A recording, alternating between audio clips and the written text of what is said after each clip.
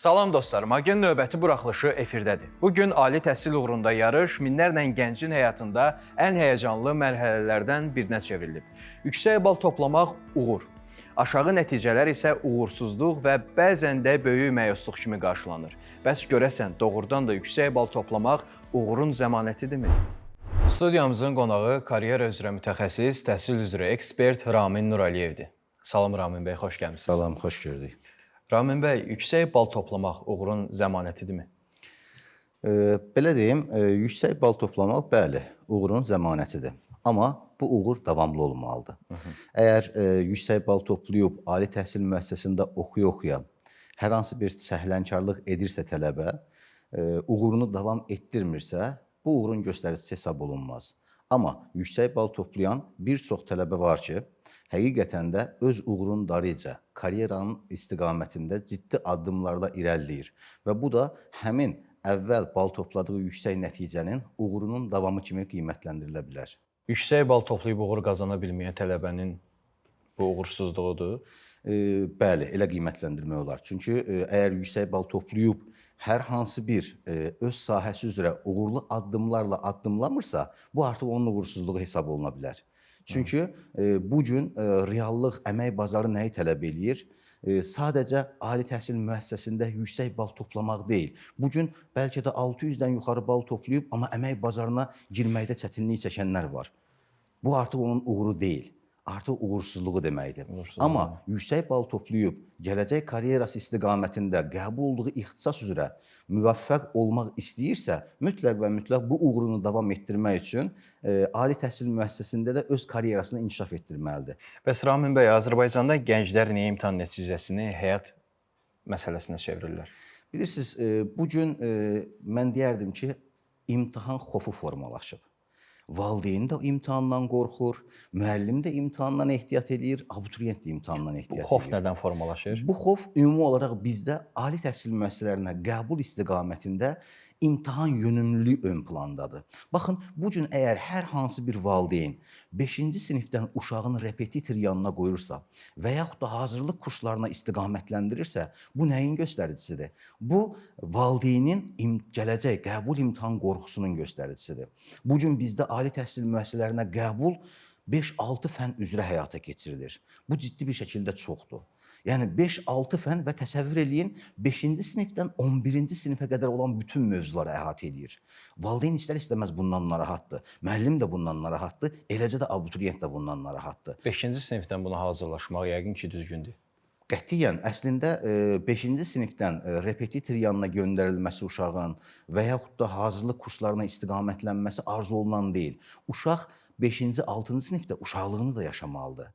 Amma bizdə elə bir xof var ki, yəni xüsusilə də bunu Dövlət İmtahan Mərkəzinin qəbul imtahanlarında sualların çətin olması qorxusu elə bir formalaşıb ki, valideyn istər-istəməz uşağını aşağı siniflərdən universitetə hazırlıq istiqamətinə yönləndirir ki, 11-ci sinifdə hər hansı bir problem yaşamasın. Amma mən sizə rahat bir şəkildə deyim, bu gün Dövlət İmtahan Mərkəzinin qəbul imtahanına hazırlaşmaq üçün 5-ci sinifə ehtiyac yoxdur. Yəni kifayət qədər 9-10-cu sinifdən sonra universitetə hazırlaşan gəncimiz rahat bir şəkildə balını toplayıb ali məktəbə qəbul ola bilər. Bəs valideynin uşağa təzyiqi onun psixologiyasına necə təsir göstərir? Ciddi təsir göstərir. Yəni valideyn uşağa təzyiq göstərməməlidir. Valideyn uşağın yanında olmalıdır. Baxın, ən çox biz harda rast gəlirik bu mövzulara? Xüsusilə də ixtisas seçimlərində. Valideyn deyir, bizim ailəmizdə həkim yoxdur. Mən istəyirəm uşağım tibb oxusun. Amma uşağın tibb oxuma potensialı yoxdur. Yəni, uşaq düşünür ki, mən tibb ixtisası üzrə əgər hazırlaşaramsa, həmin o balı toplaya bilməyəcəm və tibb universitetinə qəbul ola bilməyəcəm. Amma valideyn təkidlə təzyiq göstərir ki, yox, sən həkim olacaqsan və yaxud da başqa ixtisaslardan da buna nümunə verə bilərik. Ona görə də mən düşünürəm ki, valideyn uşağa təzyiq göstərməməlidir. Uşağın ümumi potensialı və istək arzusu nəzərə alınmalıdır. Amma çox təəssüflər olsun ki, bugün əksər valideynlərdə biz bunun şahidi oluruq. Misal üçün, ixtisas seçimi zamanı valideyn gəlir, uşaq deyir, mən bu ixtisası istəyirəm, valideyn deyir, yox, sən müəllim ola bilməzsən. Sən tutaq ki, deyək ki, dövlət ictimai münasibətlərə qəbul olmalısan. Uşaq deyir, mənim arzum müəllim olmaqdır. Yəni, valideynin bu təzyiqə mən düşünürəm ki, yol verilməzdir. Niyə yol verilməzdir bilirsinizmi? Çünki uşaq valideynin istədiyi ixtisası oxuyub bitirdikdən sonra, axı o ixtisasa həvəssizdir. Nə olur? o ixtisasa həvəssiz yanaşır və o ixtisas üzrə karyerasını inkişaf etdirmir. Gələcəkdə də əmək bazarında ciddi problem yaşayır. Natamam qalır. Bəli, amma öz istədiyi və arzuladığı sahəyə yönələrsə, valideyn də buna dəstək verərsə, bu zaman artıq valideyn belə deyək, təzyiq etdiyi təqdirdə uşaq həmin nəticəni əldə etmədiyi zaman günahkar valideyndir, elə deyilmi? Bəli, bəli. Amma uşaq öz istəyi istiqamətində gedərsə, valideyn buna dəstək verərsə, bu zaman uşaq nailiyyətli olmasa, uğur qazanmasa, artıq burada valideyn öz vəzifəsini yerinə yetirmiş sayılır və günah uşaqdadır. Bəs gənclər peşə seçimində daha çox maraqlarına üstünlük verməlidirlər, yoxsa bal imkanlarını nəzərə almalıdırlar? Mən düşünürəm ki, maraqlarına da, bala da, hər ikisini nəzərə almalıdırlar. Çünki uşağın qabiliyyətini, potensialını valideyn müəllimdən müəyyənləşdirməlidir. Uşaqlar ixtisas seçimlərinə, peşə seçimlərinə xüsusilə də 9-cu sinifdən sonra daha çox istiqamətlənirlər. Bu zaman valideyn fənn müəllimləri ilə mütəmadi görüşlər həyata keçirməlidir. Hansı fənnə uşağın marağını müəyyənləşdirməlidir və o istiqamətə yönləndirməlidir. Düşünə bilirsinizmi, uşağın dəqiq fənnlərə marağı var. Valideyn deyir ki, yox, sən bu istiqamətə getməyəcəksən, digər istiqamətə gedəcəksən. Bu artıq uşağın gələcək karyerasına böyük bir müdaxilədir. Çünki valideyn müəllimlərlə məsləhətləşdiyi təqdirdə müəllim reallığı artıq valideynə deyir və valideyn də o reallığa uyğun olaraq istiqamətləndirməyə çalışmalıdır. Peşə seçimi düzgün olmalıdır. Baxın, bu gün peşə seçimi düzgün olmayan bəlkə də minlərlə gənc var. Xatırlayırsınız, əksər gənclərimiz deyir ki, universiteti bitirmişəm, amma hal-hazırda əmək bazarına qoşula bilməmişəm, iş tapa bilmirəm. Öz ixtisası üzrə ixtisaslaşa bilmirlər. İş yoxdur deyir. Əslində bu problem bilirsiniz hardan qaynaqlanır? Düzgün seçim etməməkdən qaynaqlanır. Və yaxud da aşağı bal toplayıb məcburiyyət qarşısında qalıb başqa istiqamətlərə yönəlir və həmin yönəldiyi istiqamət uşağın arzulamadığı, sevmədiyi, bəyənmədiyi istiqamət olduğuna görə misal üçün nümunə də verə bilərik. Məsələn üçün deyək uşaq aşağı bal topladı. Topladığı bala uyğun meşəlik ixtisasını seçdi. Meşəçilik ixtisası üzrə uşaq həvəssiz yanaşdı, universiteti bitirdi. Bitirdikdən sonra bu sahədə iş tapa bilməməsi artıq belə deyək, bir, uşağın öz potensialından da çox asılıdır. İki, uşağın seçdiyi ixtisas, seçdiyi sahədən də çox asılıdır. Bu gün misal üçün aşağı bal toplayan valideynlərimizin biz əksəriyyətinə baxırıq, ali təhsilli olsun deyir. Amma tam əksinə, bu gün aşağı bal toplayıb ali təhsildə az öncə qeyd elədiyim, sevmədiyi, bəyənmədiyi ixtisasa getməyindən bitirdikdən sonra işsiz qalmağındansa peşə təhsil müəssisələri var. Peşə təhsilinə istiqamətlənə bilər. Bu gün dövlətimiz tərəfindən peşə təhsili istiqamətində çox böyük uğurlar, böyük nailiyyətlər əldə olunub. Baxın, yeni peşə təhsili müəssisələri açılır. Dövlət tərəfindən ciddi diqqət və qayğı var. Yəni gənc əgər ali təhsilə gedib orada uğur əldə eləyə bilməyəcəksə, elə deyilmi? Peşə təhsilində gedib, baxın bu gün peşə təhsilində kompüter yönümlü ixtisaslar var. İqtisadiyyat, maliyyə yönümlü ixtisaslar var. Bunları qoyaq bir qırağa, digər peşə sahələri var. Dərziçilik var, bərbərlik var, dülgərlik var, aşpazlığı var. Yəni bu sahəyə uşağın marağı vardısa, inanın o getdiyi peşə təhsilində ali təhsildən daha çox uğur əldə edə bilər. Misal üçün tutaq ki, bax bunu da qeyd eləməyi çox istəyərdim. Baxır, Azərbaycanda ali təhsil müəssisələrinə qəbul imkanı yoxdur. Uşağını göndərir xarici ölkəyə attestatla. Attestat imtahanı. Baxın, hal-hazırda mən reallığı deyim, Türkiyədə attestatla təhsil alanların bəlkə də 50-60% diplom ala bilmir. Tanınmır həm də. Kəsirləri çoxalır. Məsələn, hələ Türkiyədə dövlət universitetləri tanınır, onda problem yoxdur. Amma uşaq oxuyub bitirə bilmir.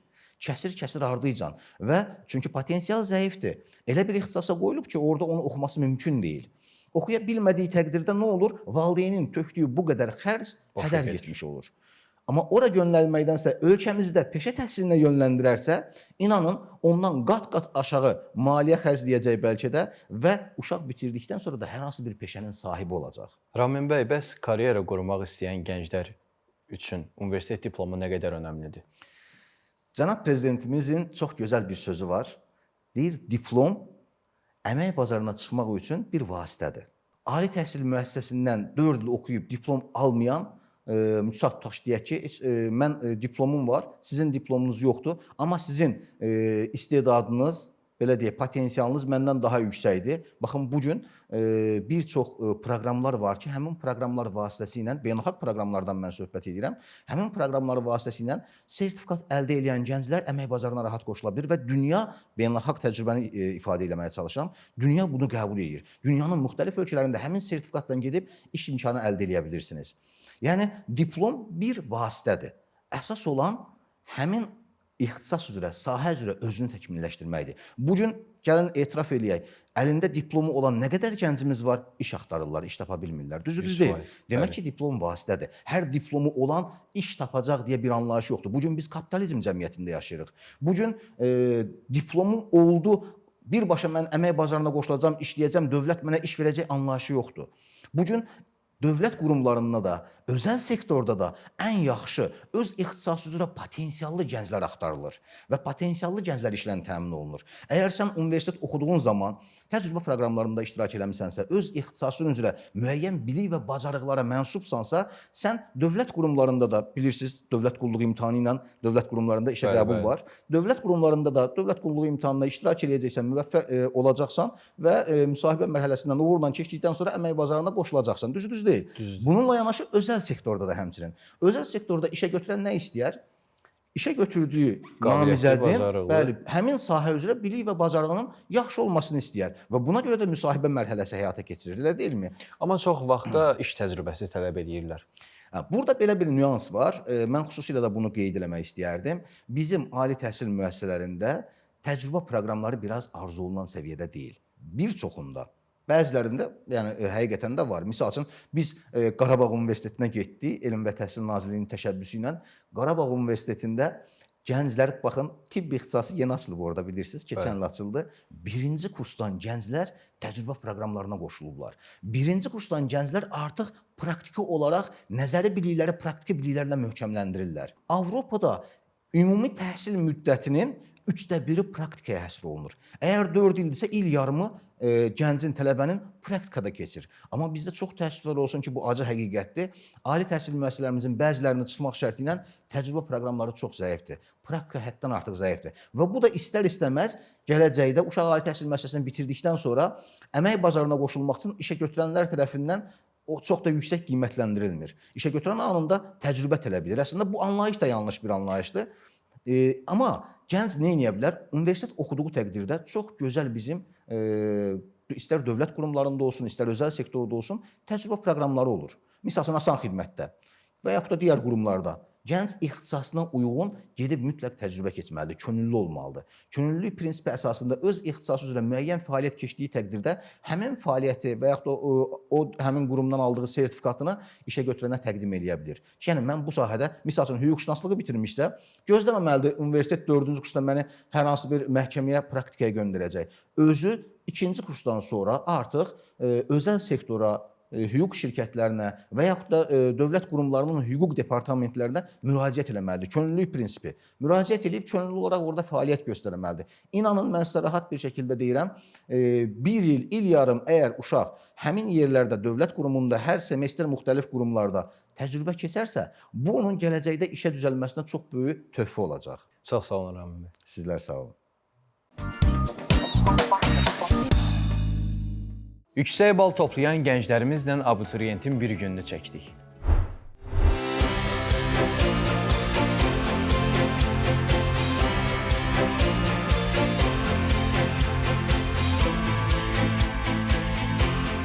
Zəhra, buraxılış imtahanında ən yüksək nəticə toplayan abituriyentlərdən biri sənsən. Neçənci qrupa hazırlaşırsan? Hansı ixtisas üzrə hazırlaşırsan? Mən 4-cü qrupa hazırlaşıram, tibb ixtisası üzrə. Zəhra, İmtahana hazırlıq dövründə gündəlik rejimin necə idi? Bir gün əsasən nələrdən keçirdi? Səhər qalxıb məktəbə gedirdim. Məktəbdən qayıtdıqdan sonra isə özümə qurduğum təkrar proqramı vasitəsilə dərslərimə sistemli hazırlaşırdım. Təkrar proqramlar vasitəsi deyəndə nəyə nəzərdə tutursan? İmtahana bir ay qalmış Azərbaycan dili riyaziyyat ingilis dili üzrə özümə bütün test kitabları üzrə təkrar proqramı qurmuşdum və müəyyən mövzular üzrə təkrarlarımı davam etdirirdim. Hazırlıq prosesində ən böyük çətinliklər nələr idi sənin üçün? Ən böyük çətinliyim ondan ibarət idi ki, dərslərimə çox vaxt ayırdığım üçün istirahətimə demək olar ki, vaxtım qalmırdı. İstirahətimə vaxt ayıra bilməməyim də məni çox yorurdu. Ən böyük çətinliyim bundan ibarət idi. Ailənin səndən yüksək nəticə gözləməsi sənin üzərində hər hansısa bir təzyiq yaradırdı, yoxsa necə? Xeyr, ailəm heç bir şəkildə mənə təzyiq göstərmirdi. Mənə də elə gəlir ki, bir çox yüksək nəticə əldə edən abituriyentlərdə də ailə təzyiqi yoxdur. Bəs imtahana az qalmış dövrdə psixoloji vəziyyətini necə idarə edirdin? Dərs vəsaitlərinin çoxluğu məni çox yorurdu. Qeyd etdiyim kimi istirahətimə də çox az vaxt ayırırdım və imtahan üçün çox stress keçirirdim. Nəinki imtahana az qalmış, hətta imtahana hazırlaşdığım bütün müddət ərzində də gərginliyimi maksimum dərəcədə idarə etməyə çalışırdım. Bunun üçün nələr edirdin? Gərginliyimi idarə etmək üçün valideynlərim mənə dəstək olurdu, müəllimlərim mənə dəstək olurdu. Ona görə də mənim həvəsim qalxırdı. Zəhra, dostlarınla və sosial həyatla münasibətlərdə necə bəs? Hər hansısa bir dəyişiklik oldu? Xeyr, heç bir dəyişiklik olmadı. Yenə də onlarla necə münasibət qururdumsa, eyni qüvvədə qalmışdım. Yüksək bal toplamaq sənin üçün nələri ifadə edirdi? Uğur, məsuliyyət, yoxsa gələcək təminatı? Bu məsuliyyətimin nəticəsinə görə mənim fikrimcə belə bir uğur qazanmışdım və bu uğurum nəinki indinin, hətta gələcəyim üçün bir təminat idi. Zəhra, imtahan nəticəsindən əvvəl ən böyük qorxun nə idi? 9-cu sinifdə buraxılış imtahanında ingilis dili dinləməsi ilə bağlı yaşadığım problemi 11-ci sinifdə də yaşamaqdan çox qorxurdum. Çünki dinləməni aydın şəkildə eşitməmişdim. Eyni zamanda açıq suallarda da çalışdığım qədər dolğun yazmağa çalışırdım ki, bu da mənim qorxularımı üstələyirdi. Sosial şəbəkədə və ətrafda yüksək bal, uğurlu gələcək fikri sənə necə təsir göstərirdi, necə təsir edirdi? Ətrafımda bəzi yüksək uğur nəticə əldə etmiş şagirdləri gördükcə daha da həvəslənirdim və gələcəkdə peşəkar mütəxəssis, peşəkar həkim olmaq üçün hal-hazırda da əzmlə çalışıram. Hazırlıq müddətində motivasiyanı itirdiyin anlar olub, əgər olubsa, bu vəziyyətdən necə çıxmısan? Bəli, olub. Ailəmin dəstəyi ilə yanaşı mən bu məqsədimə çatmağı o qədər çox arzulayırdım ki, bu mənim motivasiyamı daha da qaldırırdı.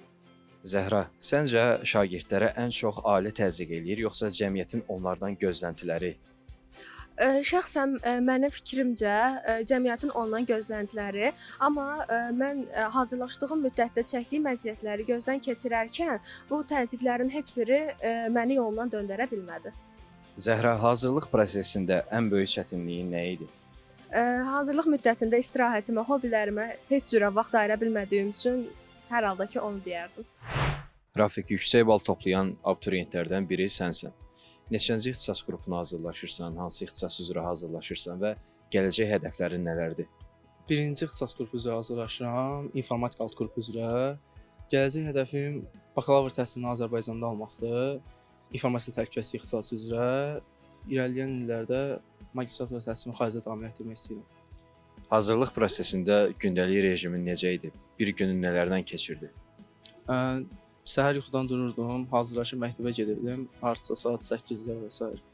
8-də məktəbə gedirdim, axşam 8-də kimi elə məktəbdə olurdum, uşaqlarla, dostlarla, hətta müəllimlərlə imtahan hazırlaşırdım. 8-də evə qayıdandan sonra da gecə saat 2-yə, 3-ə kimi imtahanla məşğul olurdum. Hazırlıq dövründə qarşılaşdığın çətinliklər nələr idi? Ən böyük çətinlik yorğunluq idi, çünki hər gün eyni prosesi təkrarlamaq, səhər yuxudan durmaq, məktəbə getmək, sonra təzədən evə qayıdıb yenə dərs oxumaq insanı bir qədər yorurdu. Yəni əsas problem yorğunluq idi, belə deyək. Ailənin səndən yüksək bal gözləməyi, yüksək nəticə gözləməyi sənin üzərində hər hansısa bir gərginlik yaradırdı, ya necə? Yəni ailənin uşaq üzərində çəkdiyi əziyyəti, bəhrəsini görmək əlbəttə ki, hər bir valideynin öz ən böyük arzularından biridir. Ona görə də bu, yəni mənim üzərimdə stress yaradırdı, belə deyək. Yəni ən böyük qorxulardan biri də elə aşağı nəticə göstərmək idi. Bəs psixoloji vəziyyətini necə idarə edirdin sən bu dövrlərdə? Belə məktəbdə olduğum dövrdə dostlarımla biraz çox vaxt keçirməyə çalışırdım. İmtahan barədə çox fikirləşməməyə çalışırdım. Dostlarımla futbol oynayırdım. Belə yəni psixoloji vəziyyəti belə idarə etməyə çalışırdım nisbətən. Dostlarla, sosial həyatla münasibətin bu müddətdə bəs necə dəyişmişdi, yoxsa olduğu kimi qalmışdı? Münasibət dəyişməmişdi, belə deyək, amma vaxt olaraq vaxtım çox az idi. Yəni sosial, yəni işlərlə məşğul olmaq, dostlarla vaxt keçirmək üçün vaxt az idi bizdə. Yəni dərsdən sonra uzağa 1 və yaxud 2 saat futbol oynaya bilirdik. Hətta daha az da nisbətən 2 saat heç olmurdu. Yəni belə vaxt az idi. Yəni dostlarla vaxt keçirmək üçün belə. Rafiq, yüksək bal toplamaq sənin üçün nəyi ifadə eləyir? Uğur və yaxud da gələcəyin təminatı. Bunu necə təsvir edə bilərsən? Yəni əsas olan gələcək təminatdır əlbəttə ki, çünki yüksək bal toplamaqla daha prestijli Azərbaycanda daha prestijli universitetlərə daxil olursan və bu universitetlərdə verilən təhsil, yəni nisbətən aşağı bal toplayan şagirdlərin getdiyi universitetlərə daha yaxşıdır verilən təhsil. Ona görə də həmin universitetlərin diplomu və verdikləri təhsil gələcək həyatda, iş həyatında insana çox kömək olur. Seçdiyin ixtisas və hazırlaşdığın ixtisas qrupu öz seçimindir, yoxsa ailənin istədiyi seçimdir? Əsasən öz seçimimdir. Ailəm də elə əvvəlcədən bu ixtisas qrupuna hazırlaşmağımı istəyirdi. Özüm də aşağı siniflərdən informatika fənninə marağım var idi. Ona görə də elə informasiya təhlükəsizliyi ixtisasına yiyələnmək istəyirəm. Rafiq, imtahan nəticələrindən əvvəl ən böyük qorxun nə olub? Nə idi? Ən böyük qorxum nəticənin aşağı gəlməsi idi. Çünki imtahana çox əziyyət çəkmişdim, çox hazırlaşmışdım. Valideynlərim də gözləntisi yüksək idi. Həmçinin müəllimlərim də, dostlarım da, yoldaşlarım da. Yəni ona görə də aşağı bal toplamaq ən böyük qorxulardan biri idi imtahan nəticələri açıqlanmamışdan əvvəl. Hazırlıq müddəti zamanı sosial şəbəkələrdə və yaxud da ətrafda yüksək bal uğurlu gələcək fikri sənə necə təsir göstərirdi? Yəni bu fikir 50-50-yə doğrudur, belə deyək. Çünki elə şagird ola bilər ki, yüksək nəticə göstərsin, ancaq universitet həyatında, ondan sonrakı iş dövründə elə də yaxşı nailiyyətlər qazana bilməsin. Ancaq şagirdlərin bir çoxu, belə deyək, hətta 90% belə deyək, yüksək nəticə göstərənlərin daha uğurlu olurlar digər şagirdlərdən. Ona görə də bu fikir məni daha çox motivasiya edir. Motivasiya demişkən, motivasiyanı itirdiyin anlar olub bu müddət ərəfəsində, yoxsa necə? Əgər itirdiyin anlar olubsa bu vəziyyətlərdən necə çıxmısan? Yəni yenə bayaq dediyim kimi bu imtahana hazırlaşmaq uzun bir prosesdir. Ümumiyyətlə 1 ilin demək olar ki, 6 ayını həmin imtahana hazırlaşmaqla keçir və hər gün eyni prosesi təkrarlamaq, dərs oxumaq, məktəbə getmək, məktəbdən gəlib yenidən dərslə məşğul olmaq insanı biraz bezdirir. Amma bir müddətdən sonra sizin də dediyiniz kimi, yəni motivasiya azalır. Ancaq valideynlərin, müəllimlərin üzərində çəkdiyi əziyyəti görəndən sonra insan daha da ruhlanır və imtahana daha səylə çalışmaya başlayır. Səncə şagirdlərə ən çox ailələri təzyiq göstərir, yoxsa cəmiyyətin onlardan gözləntiləri? Ailələr də cəmiyyətdə yüksək bal toplayan şagirdlərə baxıb, onların övladlarını da yüksək bal toplamağı tələb edə bilirlər, yəni istəyə bilirlər. Ona görə də şagird üzərində ən çox təzyiq yaradan məncə valideynlərdir. Həm də eyni planda həm də cəmiyyət həmin təzyiqi yaradır. Ancaq ailələr cəmiyyətdə baş verən hadisələri, yəni yüksək bal toplayan şagirdlərin necə uğurlu olduqlarını görəndə öz valideynlərin, öz uşaqlarının da belə nailiyyətlərə çatmağını istəyirlər. Ona görə də məncə imtahana hazırlaşan şagirdin üzərində ən çox təzyiqi valideynlər yaradır. Hazırlıq müddətində özünə ayıra bilmədiyin, darıxdığın ən çox nə idi? Hazırlıq müddətində demək olar ki, kompüter oyunları oynamırdım. Ümumiyyətlə, telefondan da biraz uzaq dururdum, çox da məşğul olmamağa çalışırdım. Ona görə də bu biraz insanın həyatına rəng qatırdı əvvəlcədən, amma imtahan prosesində bu olmadığı üçün biraz sanki gündəlik həyatda nəsə əksik idi. Amma belə ümumilikdə elə də böyük bir təsir yaratmamışdı. Səni bu yüksək bal toplamağa münasibəti ilə təbrik edirik. Gələcək yollarında uğurlar arzu edirik. Ümid edirik ki, hər şey ürəyincə olar. Belə dostlar, bugün bir daha gördük ki, yüksək bal toplamaq vacib olsa da həyatdakı uğurun yeganə göstəricisi deyil. Əsas olan insanın özünü inkişaf etdirməsi, doğru seçimlər etməsi və qarşılaşdığı çətinliklərdən qorxmamasıdır. İmtahan həyəcanı yaşayan bütün gənclərə uğurlar arzu edirik. Bizdən isə bugünlük bu qədər. Sağ olun, salamat qalın.